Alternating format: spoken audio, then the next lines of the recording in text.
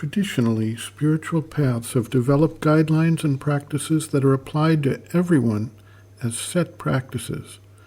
Thus, some people wind up learning particular forms of meditation or concentration, devotion, or dedicated work, or they practice specific forms of hatha yoga, pranayama, or other specialized approaches to gaining mastery over the various aspects of their being, the body, the life energy, the mind, while developing the soul entity, the psychic being, and coming into contact with the higher planes of existence beyond the mind.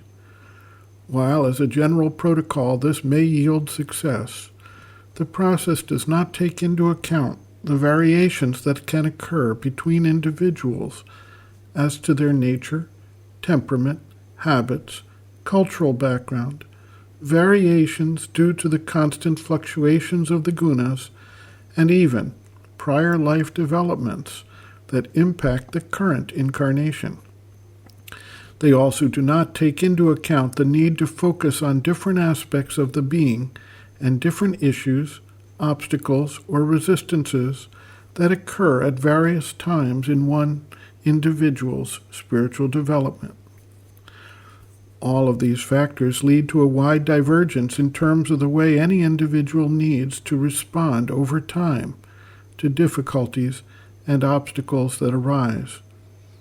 Sri Aurobindo and the Mother take a more granular view of the matter and work to have the seeker understand the various sources of the resistance they are facing, and then have them apply appropriate methods to resolve those issues at their source.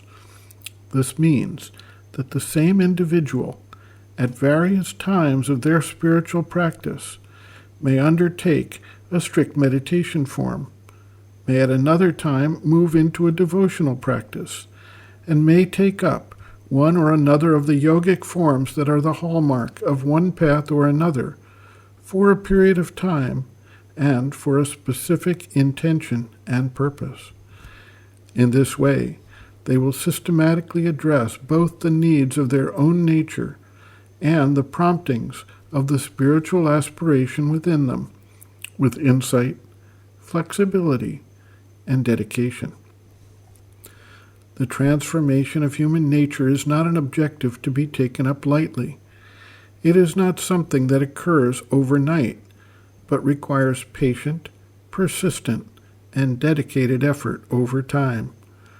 The physical nature, the vital nature, the mental nature, all have their own habitual patterns, grooves of response, that need to be addressed if any true and lasting change is to take place.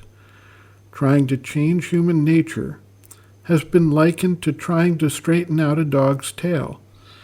It seems to always go back to its natural condition.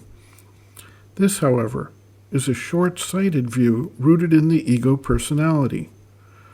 Over a span of what we may call evolutionary time, human nature can and does change, just as we can see mutations occur from one generation to another in the physical being.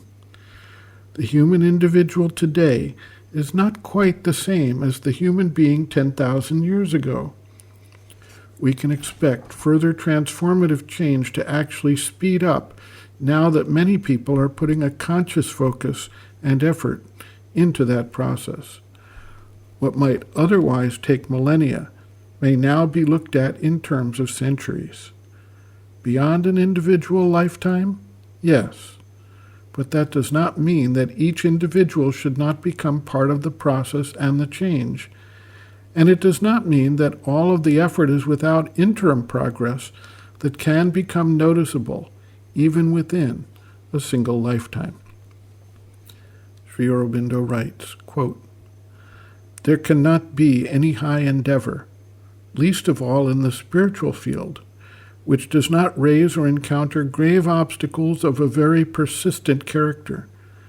These are both internal and external, and, although in the large they are fundamentally the same for all, there may be a great difference in the distribution of their stress or the outward form they take. Yoga has always its difficulties, whatever yoga it may be. Moreover, it acts in a different way on different seekers.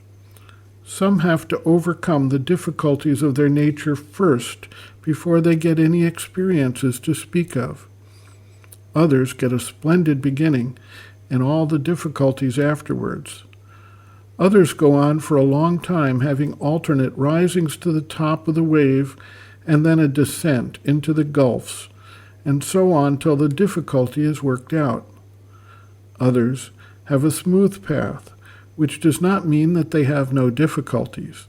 They have plenty, but they do not care a straw for them, because they feel that the divine will help them to the goal, or that he is with them even when they do not feel him.